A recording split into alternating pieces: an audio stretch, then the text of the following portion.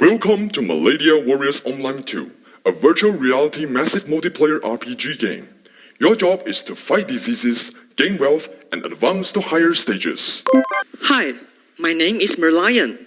I have been playing this game for over a year now, but the journey is getting tougher, and the boss stage is coming up. Come with me.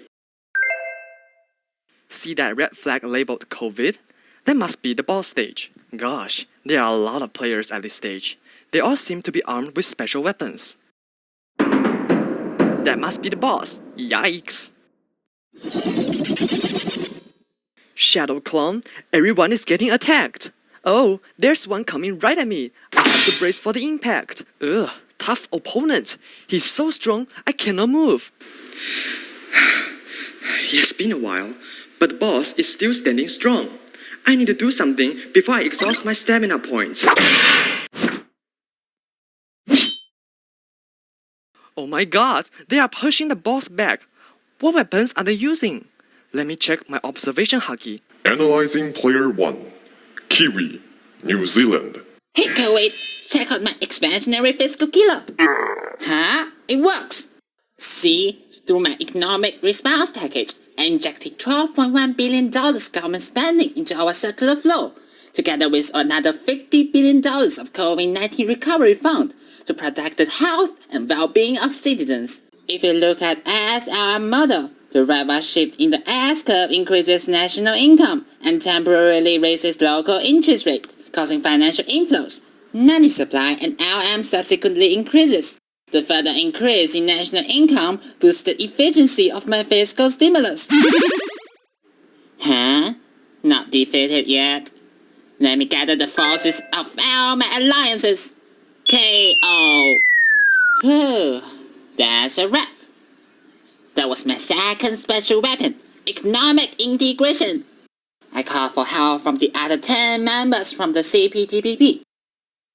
With our members pledging to strengthen the international supply chain, we have easy access to import essential inputs to keep the cost of production low. This shifts our short-run aggregate supply curve to the right, increasing our national income. Furthermore, economic integration removes trade barriers, a necessary condition for the law of comparative advantage to take place. Since I am well endowed with large farmlands to produce agriculture and dairy products, I trade with countries like Singapore for goods that have a comparative disadvantage in, such as electrical machinery and aircrafts. The law of CA allows me to enjoy a higher consumption possibility beyond our production capacity. That is how my economy made such a speedy V-shaped recovery. Analyzing player 2. Panda, China. Let me show you the marvelous Chinese Kung Fu. Here comes my expansionary monetary punch. Who launched 1.2 trillion yuan of the public market reverse repurchase operation. Ha! Cut the required reverse ratio multiple times. Hey! Delay loan repayment for enterprises. My manipulation of OMO and RRR injects liquidity into the market and lowers market interest rate to 3.85%, reducing the cost of borrowing. Firms borrow more for investment as investment turns profitable based on MEI, while households borrow more for consumption. Based on the ADAS model, C and I components of AD increase. This would cause induced consumption via the multiplier effect.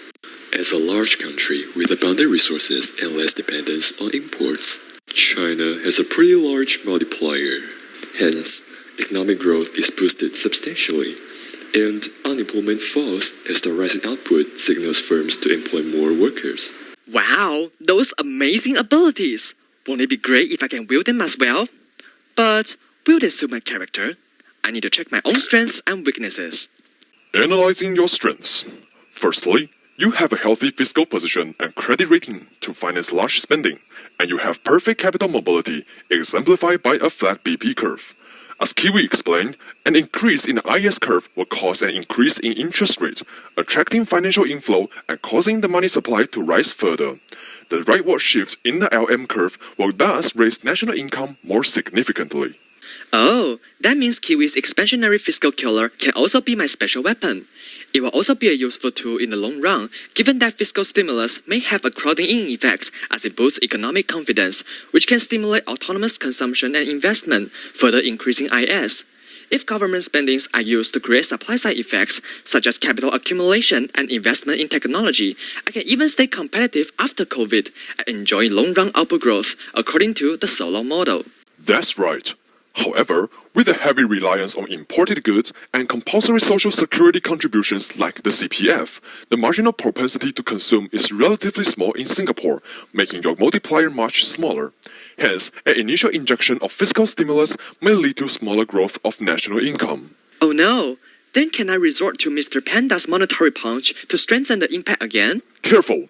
While we enjoy free capital movements and exchange rate control, a lower interest rate will lead to hot money outflow, thereby decreasing money supply and shifting the LM curve back to the original.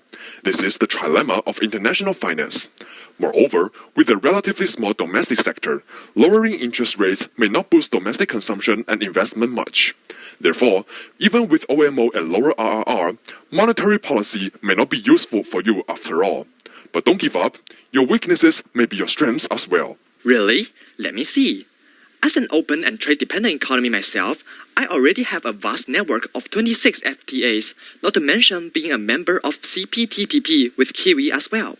If I diversify my output in different markets, I may better cushion the contagion effect by trading with economies that recover faster. Also, since my pattern of trades involves entrepot trade and importing intermediate inputs to manufacture value-added goods, I need an undisrupted international supply chain to keep the cost of production low. Exactly. And during the post-COVID period, as the national income of other countries rise, and given that Singapore exports high-end goods that are positively income elastic, the demand for X will rise more than proportionately to promote actual growth as well. Alright, now I'm ready to fight.